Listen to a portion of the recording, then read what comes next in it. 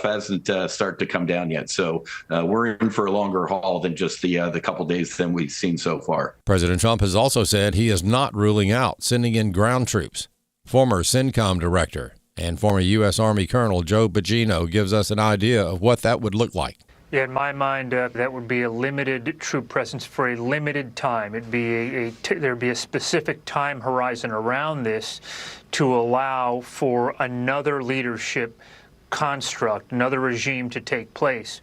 And so perhaps you're putting in, Reza Pahlavi. There's talk about Reza Pahlavi going in. In my mind, that's just temporary. He would serve as a bridge to some other leadership structure that's amenable to Israel, that Israel can live with, and that would be amenable to a broader nuclear deal, the kind of nuclear deal that Iran was continually pushing away from.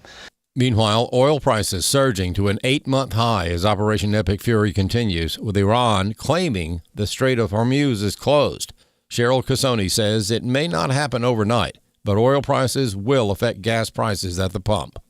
But you have to remember that about 60% of what you pay at the pump is tied to oil prices. So that's why we're watching it so closely this morning. So at one point we were over $77 as far as WTI goes. That's really the contract that affects us. I'm looking at it right now. We're just above $75. And look, city analysts have already warned. They think $80, possibly $100 a barrel. It depends on the length of the conflict. There's breathing room, and look, it has to go to the refiners. You're not going to see that pump price jump tomorrow. Good news involving a Nashville teacher. Chris Woodward has more. Eric Rivera is back teaching at KIPP Antioch College Prep Elementary School in Nashville. Rivera had been told he must read a book involving a same-sex couple to his first-grade students or be terminated. This was after Rivera requested a religious accommodation, one that the assistant principal agreed to with Rivera. And everything was fine. But then the following day, the principal brought me into her office, and she gave me a final warning, a written warning. And she said I had to follow the curriculum with fidelity. And if I don't, it would lead to worse consequences and even termination. And so I asked what would happen if I don't sign it. And she said, if you don't sign it, we would ask you to resign. I asked for time to consider it. She gave me the day off. And the day off led to me reaching out to church members. The church members recommended Rivera seek legal counsel. That led to him getting in touch with First Liberty Institute, which sent the school a letter notifying them that Rivera was entitled to that accommodation under Title VII of the Civil Rights Act. Rivera is now serving in a kindergarten role. So I'm excited for teachers all over the nation to use Title VII in their favor. I'm Chris Woodward. On Monday, the S&P 500 fell as much as 1.2%, but finished with a gain of less than 0.1%. The Dow dipped 0.1%, and the NASDAQ Composite rose 0.4%. More news online at afn.net and on the AFN mobile app. I'm Rusty Pugh. If we lose this cultural war, we're going to have a hedonistic, humanistic society. Discover the story of the culture warrior Don Wildman and how he went head-to-head with Hollywood, Playboy, the homosexual agenda, and the Disney empire. The movement Don started paved the way for Christians to boldly stand for truth and righteousness in a hostile culture. Watch Culture Warrior today for free. Visit culturewarrior.movie. Jenna Ellis in the morning on American Family Radio. I love talking about the things of God because of truth and the biblical worldview. The U.S. Constitution obligates our government to preserve and protect the rights that our founders recognize come from God, our Creator, not our government. I believe that Scripture in the Bible is very clear that God is the one that raised up each of you, and God has allowed us to be brought here to this specific moment in time. This is Jenna Ellis in the morning. Good morning. It is Tuesday, March 3rd, and this is day 4 of sustained operations in the targeted operations in the U.S. Central Command reportedly destroying Iranians, the Revolutionary Guard Corps facilities, air defenses, and missile sites after initial strikes hit over 1,000 targets last week. Iran fired back with missile barrages, killing So far, 6 U.S. service members in Kuwait and causing damage like a major fire at the UAE's oil hub. While, there have been other reports of this coming from Fox News of Iran starting indiscriminate strikes across the Gulf of Oman and hits a shadow tanker actually tied to the Iranian regime. And so, according to Windward AI, noted that the sanctioned tanker Skylight was hit as the conflict across the Middle East entered into its second day. So that was a couple of days ago, and the tanker was holding Iranian nationals among its crews and ties to the regime. So the firm said on Monday, analysis of vessel affiliations, targeting patterns, and cargo data points to a strategy of indiscriminate area denial, not precision targeting, unlike the U.S., right, aimed at demonstrating Iran's capability to disrupt the strait and deter commercial shipping. Now, both sides are vowing to press on amid some rising casualties, obviously more on the Iranian side. And according to Grok and some other online sources, the market jitters, as well as, of course, the left overall, and even Fox News this morning sort of freaking out about oil prices. The headlines from CNBC, Reuters, how high can oil and gas prices go because of the quote-unquote Iran war. We'll just call it the sustained conflict. This isn't actually a war, but of course the left continues to call it that. Reuters says U.S. gasoline crosses $3 per gallon in test of Trump's Iran war. I'm old enough to remember when gas prices were, much higher than that, when there was no sustained conflict going on. So at least so far, I don't think we necessarily have to worry about that. But let's welcome in Scott Uehlinger, who's a retired CIA station chief. And Scott, that seems to be, more than any sort of retaliation or, terror cells here in the United States. Interestingly, the focus even from some Republican, and I'll say Republican, not necessarily conservative media, the focus seems to be more on oil prices. Right. By the way, I live in Pennsylvania, which has the second highest gasoline prices in the country. I have almost, even with Trump being in a year, I have seen gas prices go down to like $2.97. That's it, because of the heavy taxes we have in Pennsylvania.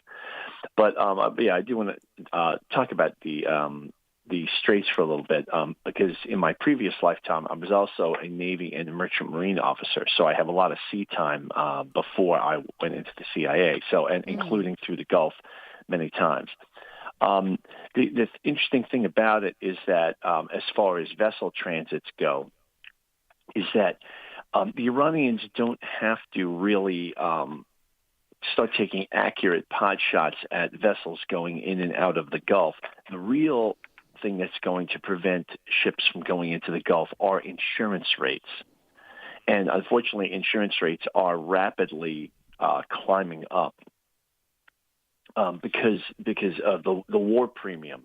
And so basically there are a lot of vessels waiting outside of the Gulf because the company doesn't want to pay the extra insurance to go into the Gulf. So that's really the main thing that's stopping vessels from going in. And it's not the fact that Iran on occasion could send missiles that way. You also have to remember, at this point of the war, Iranian command and control is gone. Their leadership is non-existent. And basically, all of these missiles that we've been seeing launched at various countries are because there were standing orders given to literally launch commanders that, okay, if you don't hear from us, it means we're dead. So just launch wherever you want.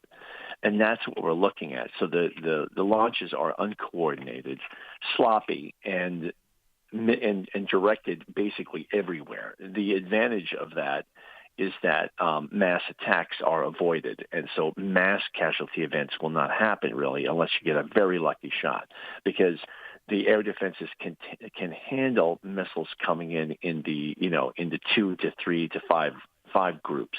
But it's when missiles are coming in like 100 at a time that the system has problems tracking it. Interesting. So it sounds like this is predicted or predictable, and it may just be that a lot of these journalists and reporters who are reporting on this, obviously they won't have the experience that you do, understanding, what actually goes on more in depth. And so with the insurance, is that something that's a result of the conflict right now, or is that something that has been a deterrent even before last week? Well, there have been times when marine insurance rates have spiked up, especially with the Houthis firing in Yemen. So there have been marine insurance rates have spiked up, but that was more than a year ago. So they are spiking up now because of the war. That is true. But interestingly, I read a very compelling piece that makes absolute sense to me. That one reason the insurance rates are spiking is this is sort of an unintended consequence. But if you recall, Great Britain's disgraceful conduct during this war, not wanting us to fly out of their bases and stuff, is literally, this kind of thing has not happened since the end of the Second World War. But more importantly, London is the center of the world's insurance industry, especially marine insurance with Lloyd's of London. And and the British have always punched above their weight because they are the insurance capital of the world. And they have heavily depended on U.S. intelligence through the Five Eyes system to basically keep insurance underwriters in London at Lloyd's advised as to what is happening. And that allowed Lloyd's to set world insurance rates. And basically everyone else in the world follows their lead.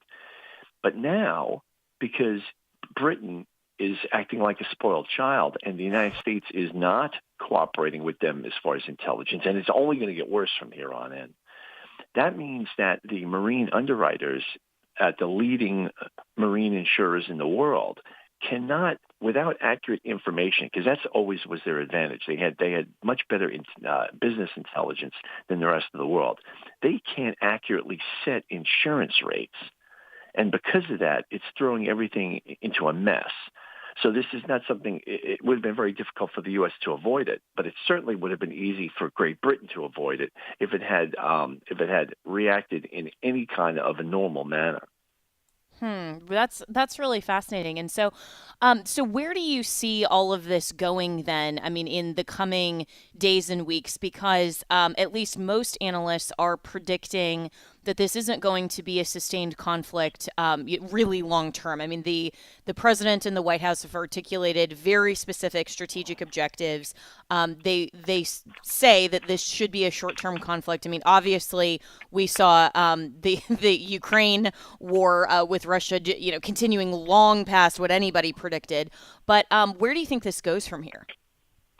Well, I think that you're not gonna see it last a lot longer. Let's say 3 weeks or so, because, like I said, the commanders who are launching these missiles, the main thing we're worried about right now is Iran's offensive capability. Their defensive capability, their surface-to-air missiles, their radar grid to protect their country has been destroyed, and the United States and Israel are just openly flying in daylight. We've been sending B-1 bombers in, which are non-stealth, because they no longer pose a threat to us. But what we are concerned about is the offensive capability, meaning missiles launched into all its neighbors. And so that with that in mind, a lot of the U.S. and Israeli activity is hunting down those missile launchers, which is, since I was in the first Gulf War in '91, this was a big deal during the first Gulf War. Israel was not in the war because the Allies wouldn't have that. And the United States spent an unbelievable amount of time the last several weeks of the Gulf War hunting down basically missile launchers to prevent Israel from being launched at, because if Israel was attacked, then Israel might strike back, and that would alienate the alliance.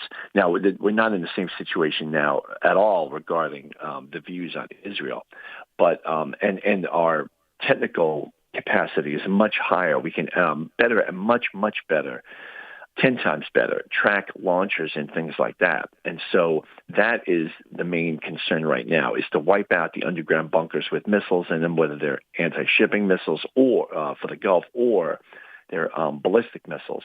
And so slowly over time, every day, you're going to see fewer and fewer ballistic missile launches. By a week from now, it's going to be a trickle, if that. And so once that's eliminated, then basically, and along with the combined attacks on the institutions that support the regime, like besiege headquarters, they're the people that beat up people if they're not covered and things like that.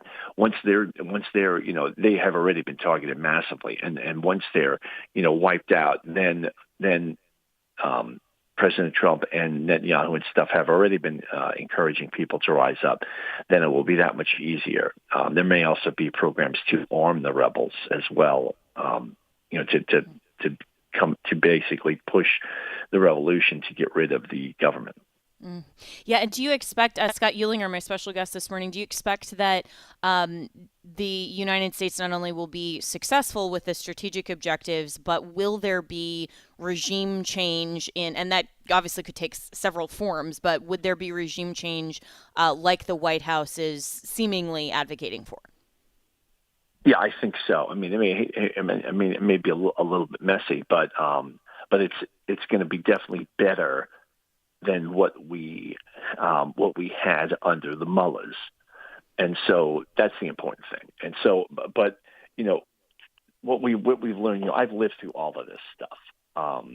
I personally, when I was at the Merchant Marine Academy, I played taps at the funeral of a Marine who was blown up in the Lebanese barracks bombing in 1983. So, Iran has been a part, and I worked against them in the CIA. I faced them in the Merchant Marine. Literally, it's been like a constant thread through my life. And what we're seeing now is revolutionary because basically we've learned that the forever wars were a choice. Okay, I remember that they were constantly throwing around the expression when I was in the first Gulf War. Oh, if you break it, you bought it. Like, in other words, if you overthrow the regime, you're responsible for what comes next. And it's like, no, you're not. You take out the leader, just like in Roman times. And if the next leader isn't what you want, then you take him out. And you keep on going down the line until you have a leader you can deal with. That's the way to do things. It's only since, the post-war, but let's say maybe even post-Vietnam period, where the United States insisted on tying itself into knots and let international law dictate to the United States what it needed to do, that we've seen all of the disasters with unbelievable human costs. And so anything that comes out of Iran will be better than what we've had because we'll make sure it's better. But it is the responsibility of those people to really, and with our help, to set up a new government that is not a threat to humanity, but ultimately it's in their hands. And so, could there be possibly a relatively short period where there are boots on the ground? Yeah, but it's not going to be a forever war, which was the choice of people like Bush and Obama. It's not going to be that way. Yeah, and we got to take a break here, but Scott Uehlinger, really appreciate your analysis, and I know that tracks definitely with what President Trump has always stood for, and even before he ran for president. I mean, going back just historically, this all tracks with what he has been saying kind of long term, and I don't anticipate that this would be an endless war or kind of what the old establishment Republicans have pushed for. And so the objections from some of the right seem to be a little premature, at least in my opinion. But we'll see and continue to monitor how this goes, and we'll be right back with more here on Jenna Ellis in the Morning.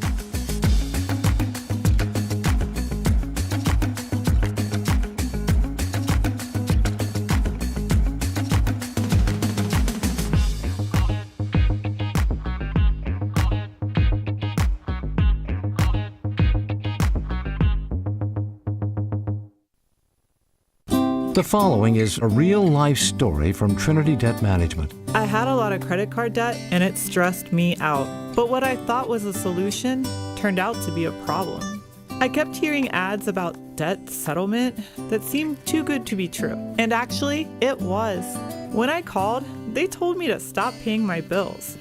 That didn't sound right to me at all, so I hung up. Later, I found out that debt settlement is bad. Real bad.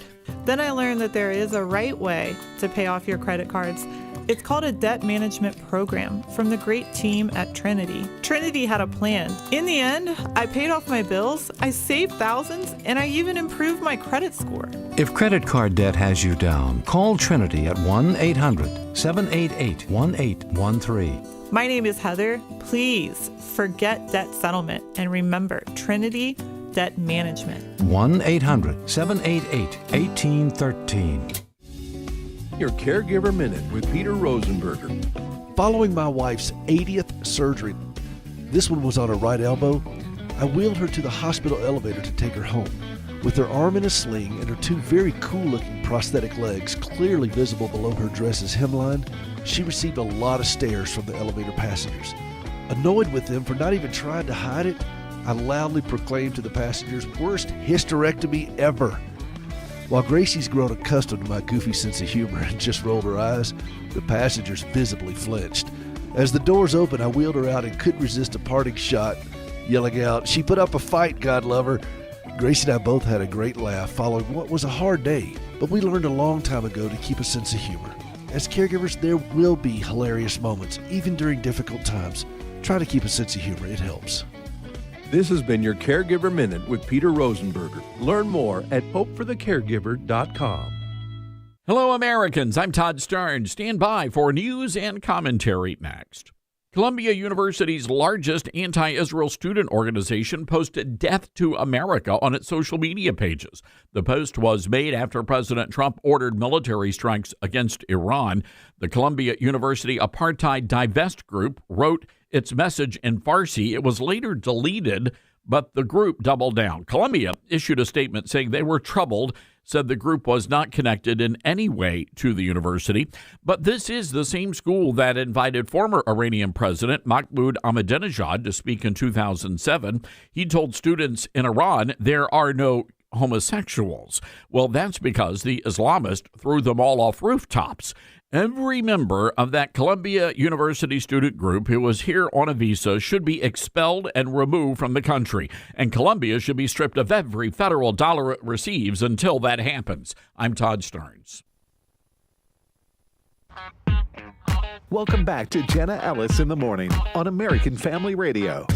Welcome back. And Congress is contemplating whether or not to have a resolution. Basically, my understanding of it is condemning President Trump, basically saying that the ongoing conflict in Iran is unconstitutional because they haven't declared war. But as we talked about yesterday, that's really unnecessary because what's going on right now, at least with the targeted airstrikes and this particular strategic objective is within the president's Article 2 power, and it's not a sustained conflict that would necessitate an actual declaration of war. And so Secretary of State Marco Rubio has been very clear that there absolutely was an imminent threat from Iran. And so he said this on Monday, that Iran posed an imminent threat to the United States following a series of strikes in the region, this coming from the Hill.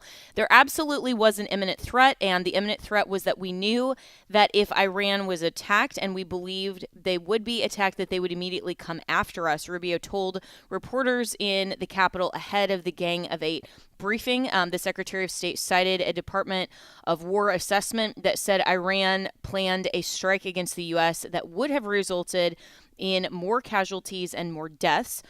Rubio also said we went proactively in a defensive way to prevent them from inflicting higher damage. He told reporters that within an hour of the initial U.S. attack on the leadership compound, Iran's missile forces in the south and in the north had already been activated to launch and were pre-positioned. So let's welcome in Congressman Marlon Stutzman from the great state of Indiana.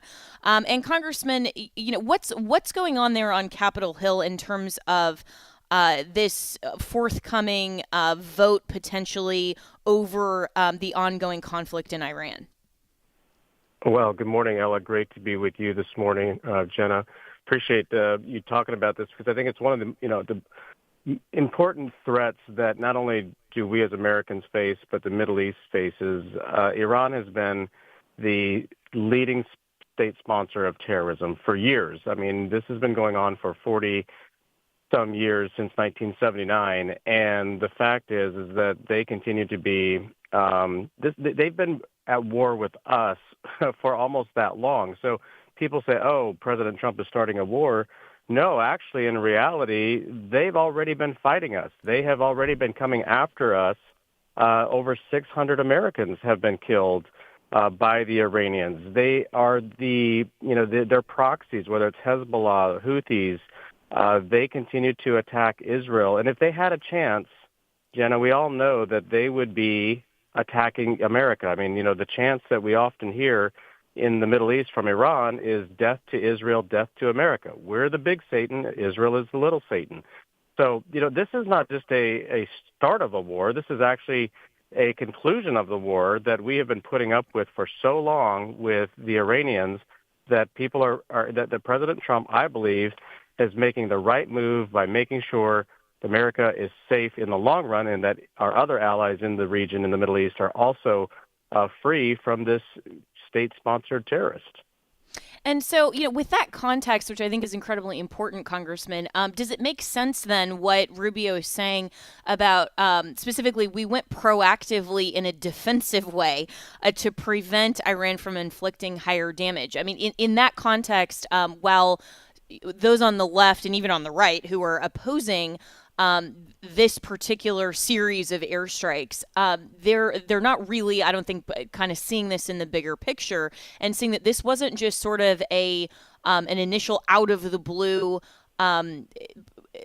targeted strike that was going on the offensive. Saying we went proactively in a defensive way, I think makes sense in terms of the overall context. Yeah, Iran has been shooting, rockets and missiles throughout the region over the past year, and we all knew the threat last summer with their nuclear capabilities and the facility that they were building, and we've warned them over and over, stop building. I mean, this goes back, the Obama administration, of course, was even trying to keep the Iranians from getting a nuclear bomb. Their strategy much different, and I think we are seeing that it wasn't successful by trying to pay them off, being their friend, and finding ways to really just capitulate to the Iranians. And we need to realize too that the supreme leader, the Ayatollah Khomeini, was he considered himself next to their God, so it's Allah, Muhammad, and the Ayatollah. And so they have a very different view of, the world than what the rest of the world does. I mean, they have a different perspective than what a lot of other Muslims do. I mean, they felt they were the supreme religion even in the Muslim world. And so I think it's really interesting too that the relationships that we have been able to build with other Arab countries, Saudi Arabia in particular, UAE, Egypt, Qatar, and others, Bahrain, they have now been attacked by Iran. So I think that shows that Iran was totally on an island by themselves. They've isolated themselves because besides Russia and China, which they were just their big gas station for those two, or for especially for China.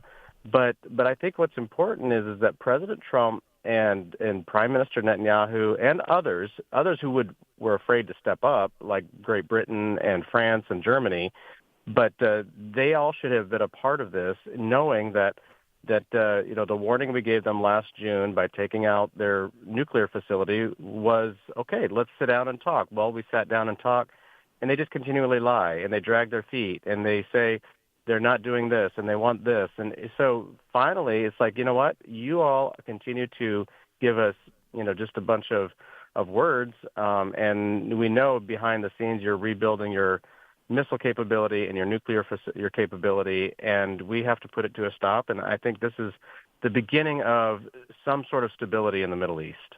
Wow. And, and you have access to the same information as, all the other members of Congress. And yet, this sort of common sense and contextual view is not being articulated at all from those on the left who just seek to oppose Donald Trump at any turn and, of course, confuse the facts on purpose.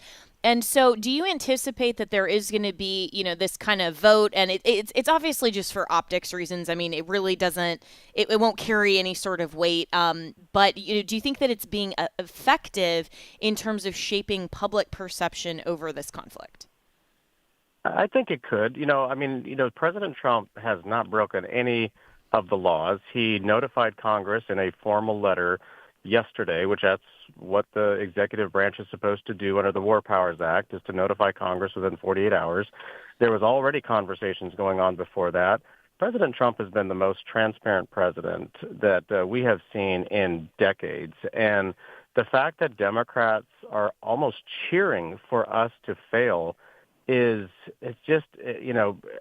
so frustrating and maddening and saddening at the same time, because you're rooting against, look at some of the pictures we're seeing of the Iranian women who are cheering and for they know they're getting freedom from this monstrous regime in Iran. And yet we still have Democrat leadership here in the United States. They just can't see the forest for the trees because of their hatred for President Trump. Finally, not finally, but the one senator,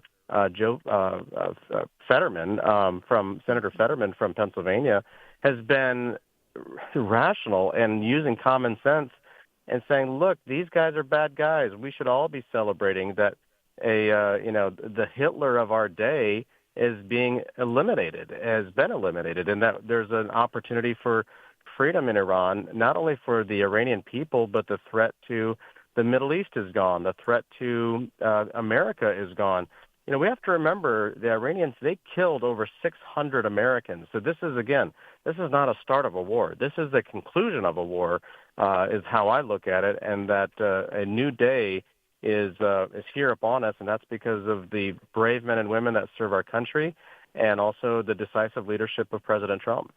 Yeah. I couldn't agree with you more. And I think that, this type of decisive action is standard for President Trump. And he's been very clear that, if the rest of the world doesn't like the policy, isn't willing to negotiate, then, he'll enforce what he thinks is right for the country. And, he's not like one of those parents that, just counts to 3 really slowly, but, the kids disobey because they know that there's not going to be any consequences, right? He's not like that. And so in terms of his articulated strategic objectives, where do you see those strategic objectives winning out in terms of, overall, especially with regime change? Well, I think that the rest of the world needs to realize. Now, of course, Russia and China don't like this, but whether you're in Europe, you should be elated because they're well within the scope of Iran's capability to fire missiles and rockets into that part of the world. The Western Hemisphere should be completely more relaxed today, knowing that threat is gone. The fact that President Trump and our military made the decision to go in and take out Maduro was such a huge, if you're thinking about it in chess, taking Maduro off the board was incredible because now you take away 2 major supply lines with Iran and with Venezuela when it comes to oil and gas to China. China needed those pieces for themselves to support their military, support their economy, and of course it was cheap, and they're very, very willing to saddle up to dictatorships for their own objectives. And so that's what I think that, those of us in the Western Hemisphere, Europe, Middle East now, all should be breathing a sigh of relief. Like, okay, you know what? There's a chance to move forward. Russia has, of course, engaged themselves in Ukraine and bogged themselves down there. I think that they should now be learning the lesson that war is not the answer and that they should have been satisfied with all of the assets that they have available to them in their region. And, of course, China's sitting there watching Taiwan and wanting to take Taiwan. So, this is part of bringing a just broader stability, not only to the West, but also in the Middle East. And, China and Russia are going to be sitting, kind of in their corners, waiting and watching and thinking, what did we just experience? We thought the West was starting to fall. And then along comes President Donald Trump and changes everything back and makes it even more stable and stronger. And it's just incredible to see how many countries right now want a relationship with America. Just, watching the Iranian people celebrating and knowing what this day means for them it should touch every American, because at one point in America, whether it was Germany, where my ancestors came from, whether it was Ireland or other parts of the world where, we all immigrated from, there's been war, but America continues to be that beacon of hope and light and peace, but of course strength, because that's the only way you're going to get true peace, is having somebody who's going to keep the waters calm, even though it's tough at times, and we do lose service members part of that. But I'll tell you, I just can't say thank you enough to our servicemen and women who voluntarily signed up to serve our military and are willing to put their life on the line for the freedom that we have and others will enjoy as well. So well said. And yeah, a huge thank you to our servicemen and women who understand the cost, but are willing anyway to go and fight for the cause. And you mentioned the whole immigration piece, and I saw somebody had commented on social media the other day, and I kind of thought this was apt. That this commentator said, Muslim countries, the people in Muslim countries, not obviously the government, like in Iran, are celebrating this, and the people in Muslim countries like the UK are not. And I thought, this really shows the difference between people who have actually lived under Islam and the oppression versus people who are still trying to import this and don't recognize the demise of the West. Do you think that, this is a moment where Congress is taking a serious look at not just, illegal immigration that conservatives have objected to for a long time, but even reform of legal immigration? Because we're seeing even like the shooter in the Austin, Texas bar, who had come here legally, but clearly hadn't assimilated, shouldn't be here. People like that shouldn't have ever come here to begin with. And so, what's kind of the mindset in terms of immigration analysis on Capitol Hill among Republicans right now? Yeah, no, that's a great point, Jenna. And I know that Secretary Noem is on the Hill testifying this morning, but it's real. We need to realize after the open border policy of Joe Biden that there are very likely sleeper cells here in the United States, that they came here knowing. We haven't had concrete proof, but I think, the Iranians were, they were coming in as well and, may have been involved with the assassination attempts of President Trump. There's so many pieces to this. And I know the FBI and Kash Patel and others are taking this so seriously because, we know that countries like China and Iran and Russia and others know that America is so strong but could be weakened from the inside, and they've been trying to take advantage of that vulnerability that, whenever we have weak presidents that look the other way on immigration, that's when bad people come in. And so I know that that's going to be part of the conversation today and this week is why aren't we funding DHS in a moment where, our military is overseas and is on the advance, but at the same time, here at home, it could be in any 50 states where an ISIS terrorist, jihadist, you name them, decides that because of the attacks in Iran, that they're going to step up and start taking out Americans. And we're seeing that as a possibility already in Texas. So the threat is real, and we need to be vigilant and keeping our eyes and ears open.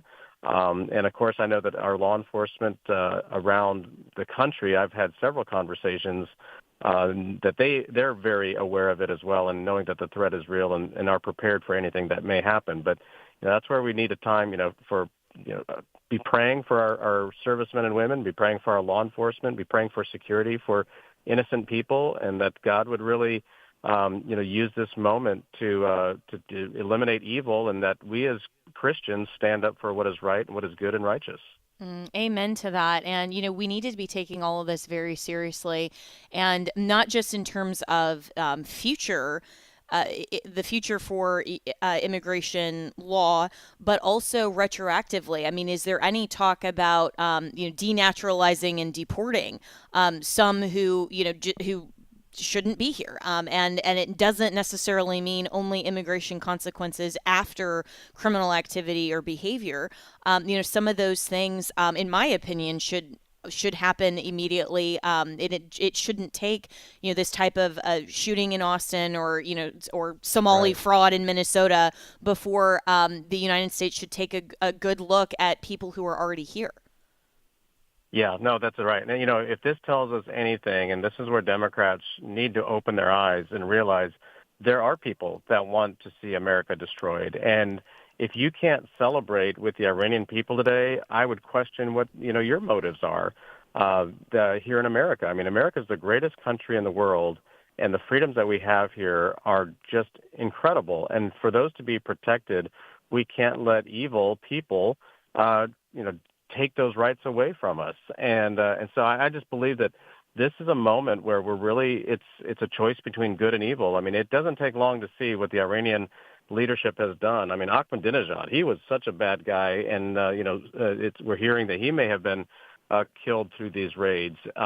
So many of the leadership in Iran were just evil people and had no regard for life, no regard, even their own people. When this happened, and this started back in 2014, if you remember, Jenna, the Arab Spring cropped up back in 2014, and so there's been a movement inside Iran for a long time. In fact, we hear from our Christian friends that the church is growing rapidly in Iran because they're so they have experienced oppression. They have experienced this evil leadership, and that's making a huge difference.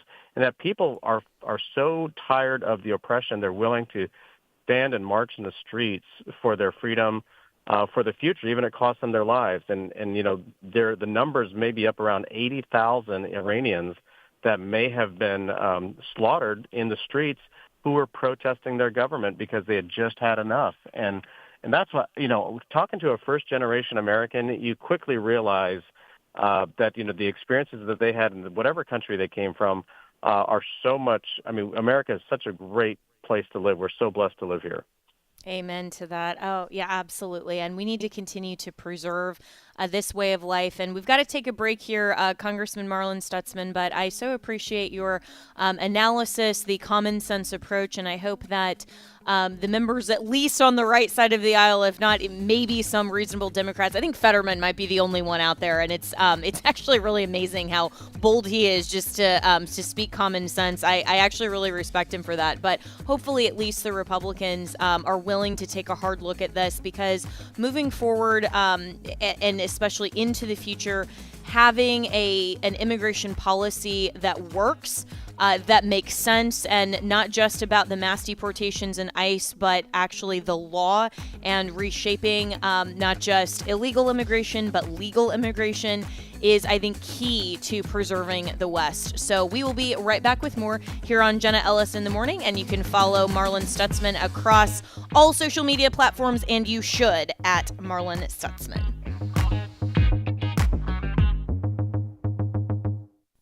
We don't have to be like the 10 that said it can't be done, it's too big, the Giants are too big. We need to be like Joshua and Caleb and say, you know what, there are giants. This is a massive problem. When you have a nation that is ignorant of the principles that produce a free society, start where you can. It's the only way I know. It's a little bit at a time. Join Walker Wildman and Rick Green as they tackle today's issues from a biblical and a constitutional perspective.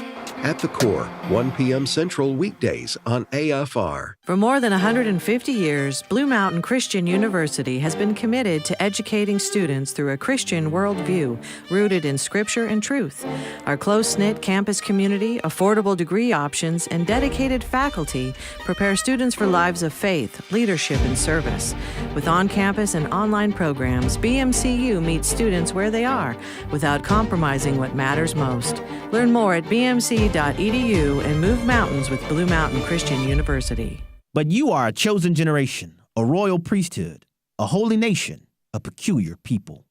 My name is Abraham Hamilton III, and this is the Hamilton Minute. Hananiah, Mishael, and Azariah weren't the only Jewish exiles in Babylon. They weren't the only people under Nebuchadnezzar who knew that Yahweh expressly prohibited worshiping graven images. Yet they are the only three recorded in Scripture who refused to bow down and worship the golden statue. Though they were an extreme minority, they refused to go along to get along with the Babylonian culture. The way of Christ following may be in the minority today. It is, nevertheless, the way. Resolute is the disposition of the fully persuaded. In this modern-day Babylon, be one of the three. Listen each weekday from 5 to 6 p.m. Central for the Hamilton Corner with Abraham Hamilton III, Public Policy Analyst for the American Family Association.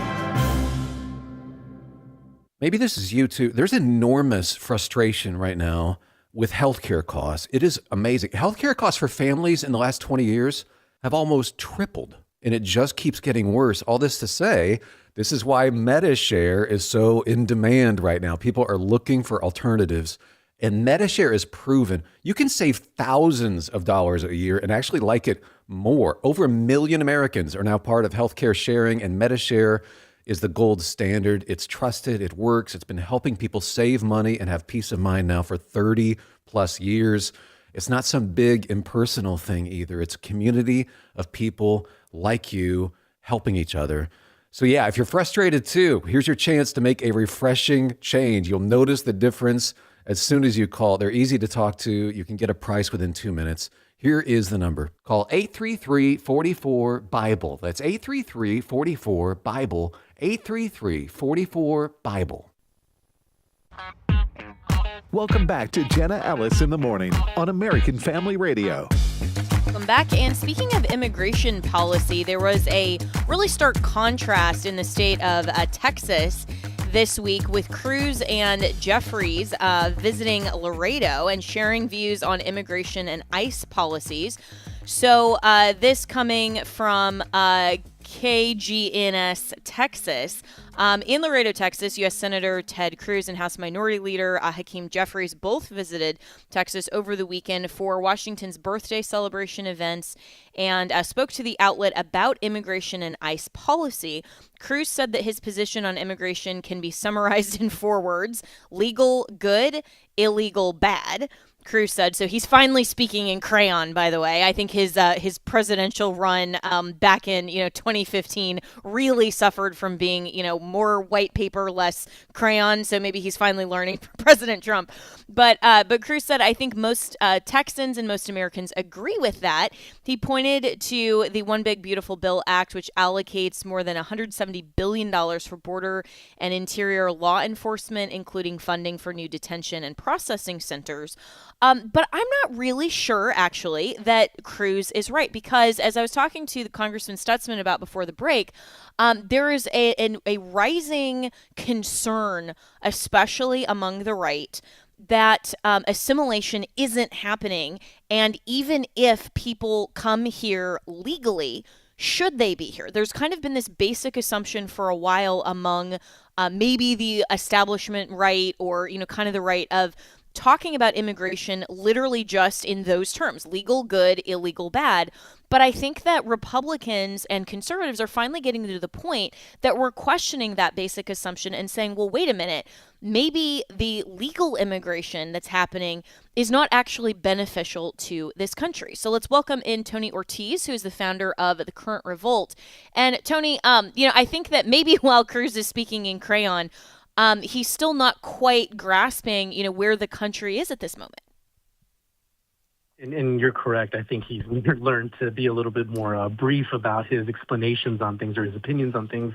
But yeah, this stance of, legal immigration is good and illegal immigration is bad, it's like very 2016 Republican stance, right? And I think that, at least broadly speaking, the Republican Party, and especially the conservative wing of the Republican Party, has moved away towards supporting immigration as a whole. A lot of grassroots activists and conservatives believe that, that foreign people have come here, they've immigrated here, they've taken American jobs, that it's made it harder for Americans who have just graduated, American students, to find and make a decent living. Yeah, and it's one of those things that I think is interesting that some of the Republicans like Cruz, maybe who have just had all of these talking points sort of down pat, aren't necessarily staying ahead of the curve or even with the curve on sentiment on the right, and I see this as one of the issues that. It not only was very big in the 2024 presidential election, but is going to be big in the midterms as well. Yeah, absolutely. And I think that, especially here locally, we've got it's election day for Texas. So it's a big deal. And I can tell you that the politicians that are all up for re-election have all been asked this sort of question on their opinion on immigration. And a lot of them have, broadly or at least inadvertently given the opinion that, yes, maybe we need to slow down immigration and we need to focus more on taking care of the people that we've got here in America already. Yeah, absolutely. And, speaking of this being election day, I was just reading a piece from the Wall Street Journal that's, just coming in through my subscription, my email, but it's the headline, things to watch for during the big Texas primary. So that's happening today. If you are in Texas, get out and vote. And they start with good morning. They say the only poll that matters is the one taken on election day, which is a good thing because the polls in Texas have been all over the map, and all over the map is in caps. So maybe they're learning something from Trump's Truth Social there in the Wall Street Journal. But, in kind of the two big races that we're watching, Crockett versus Tallarico on the Democrat side in the Senate race, and then Paxton versus Cornyn in the possible attempt to unseat Cornyn, who's the incumbent. What's your prediction in both of those races? For the Tallarico and Jasmine Crockett race, I think that Tallarico will secure it. They both had rallies yesterday, and it was kind of interesting to see the turnout at both of them. Jasmine Crockett's rally was very low energy, very not well attended, whereas Tallarico had a pretty huge rally with over 1,000 people there, and a lot higher energy. So I do think that Tallarico will secure the win. Funny enough, the betting markets are reflecting the same thing on this race. As far as the race between Ken Paxton, John Cornyn, and Wesley Hunt, I think Ken Paxton will come out on top on there with Cornyn behind. I think that Wesley Hunt will take enough votes away that it will trigger a runoff, so you will see a runoff election between those two. Interesting. And if it goes to runoff, how quickly does that happen after the primary in Texas? Yeah, very quickly. So you're looking at May for when the runoff election is. So we have early voting. So early voting will start on May 18th with election day for the runoffs being May 22nd. Wow. I'm sorry, yeah, May 26th. My mistake. 26. Okay. Yeah, and that is really quick. And according to this piece in the Wall Street Journal, they have the opinion that Republicans seem to be more panicked about squaring off against Tallarico in the general election in November than Crockett. I think that's probably true in the sense that Crockett is just so crazy left field. But Tallarico, while we've talked about this on my show before with you, Tony Ortiz, that he's kind of somebody who has gotten a wide social media following. He's gone, viral for a lot of clips. But if you actually listen to what he's talking about, especially when he talks about his alleged Christian faith, what he's saying is actually, in some sense, I think, more dangerous in terms of his actual worldview and perspective than Jasmine Crockett. Yeah, you've got a guy here who claims to be of the Christian faith and all that, a faith leader, and he supports abortion. He overwhelmingly supports gay and trans messaging. So yeah, it's kind of concerning. And to your point, yeah, the some of the moderate or the not really fully connected voters who just go to vote, don't really even watch TV, don't watch the news, don't listen to radio. They've seen some of his appearances and they think, okay, this guy is actually a reasonable moderate guy that I can get behind.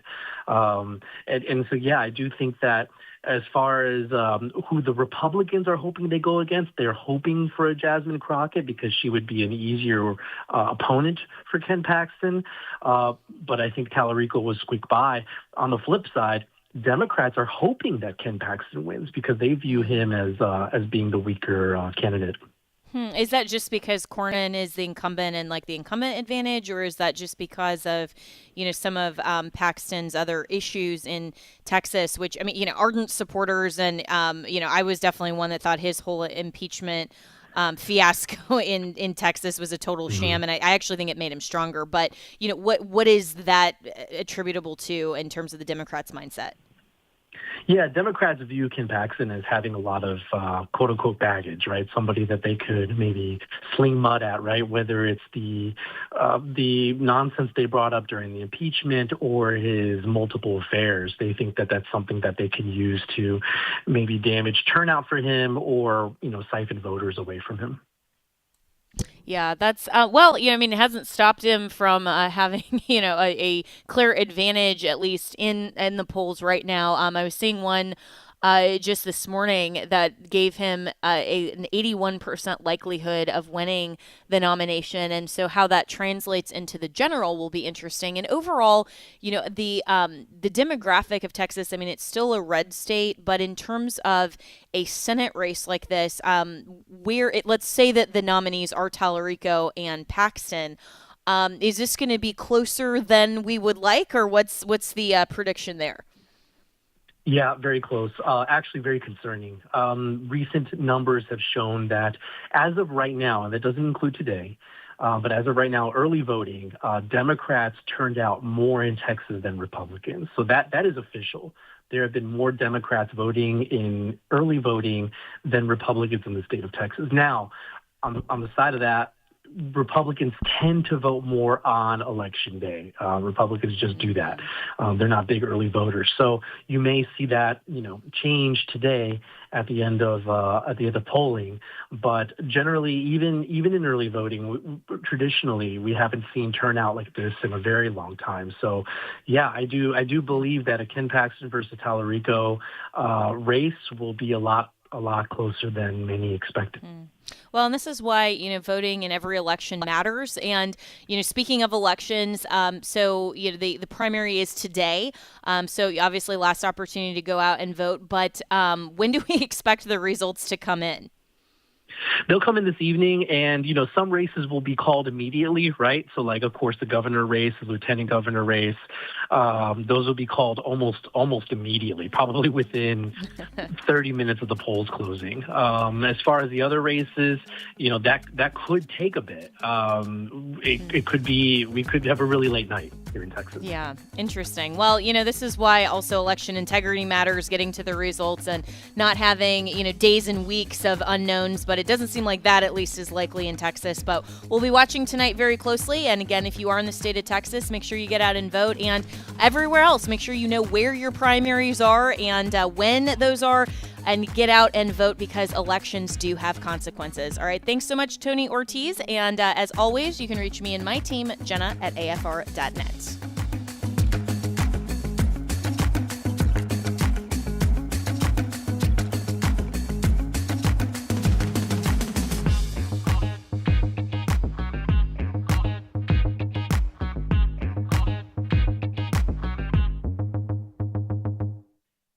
The views and opinions expressed in this broadcast may not necessarily reflect those of the American Family Association or American Family Radio. Faith, family, freedom. American Family Radio.